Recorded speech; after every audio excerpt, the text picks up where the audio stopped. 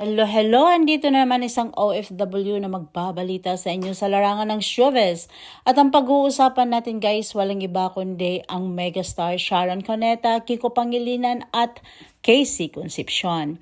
Dahil nga from the first day of pangampanya, sinamahan na ni Sharon Cuneta ang kanyang asawa.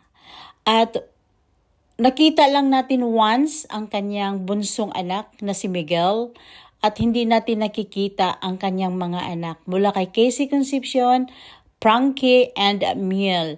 At pinaliwanag ngayon ni Sharon Cuneta na si Miel ay nasa Amerika, busy sa kanyang pag-aaral at ito'y gumawa ng video para ipangampanya ang kanyang daddy. At si Frankie naman ay gumawa ng sulat.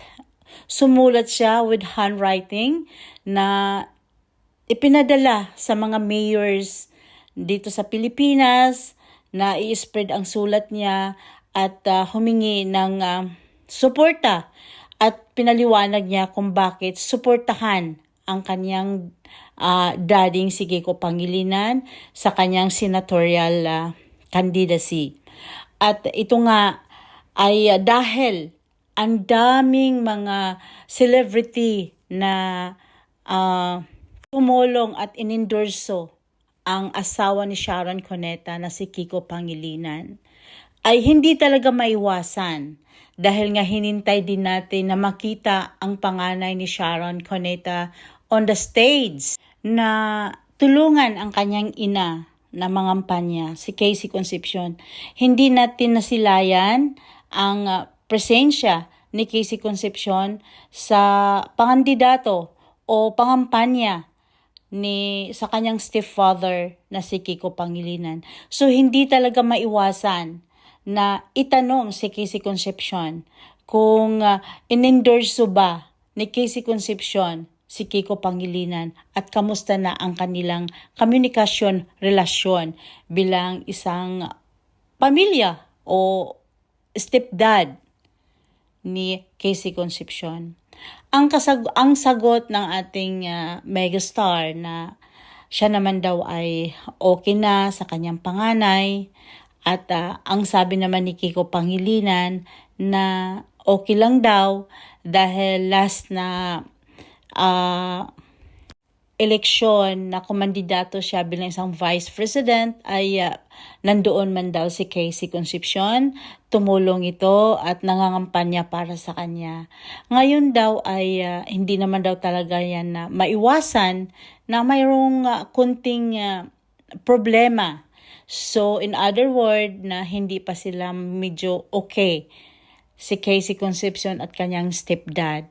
Pero ang sinabi lang ni Sharon na ako ay okay na kami ng aking panganay na si Casey Concepcion at okay lang daw na hindi nagpakita ng suporta ang kanyang panganay.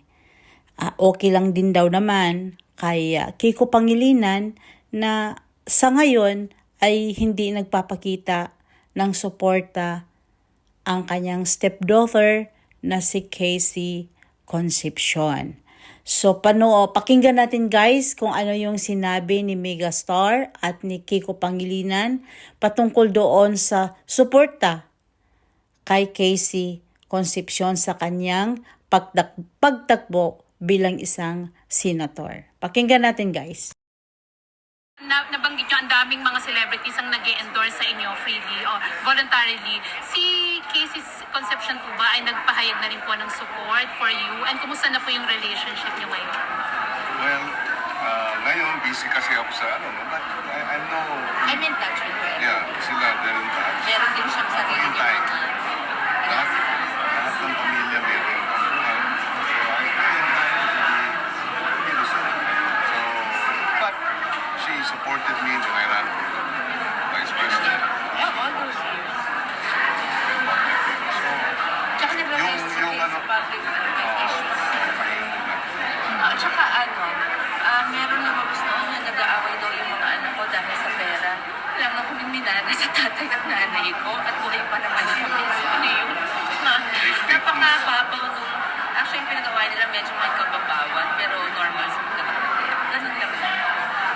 Sharon, kayo po ba willing na maging tulay kung may mga, syempre, Siyempre naman, panganay ko yun, tapos asawa ko siya. Mahal na mahal naman yung bata.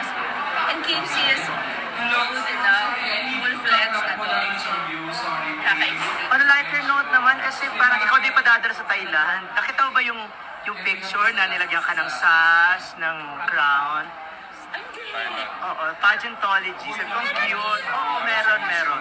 Miss Yung mga Universe. ganun cute, di ba? Ganun yung mga thank you. Thank you.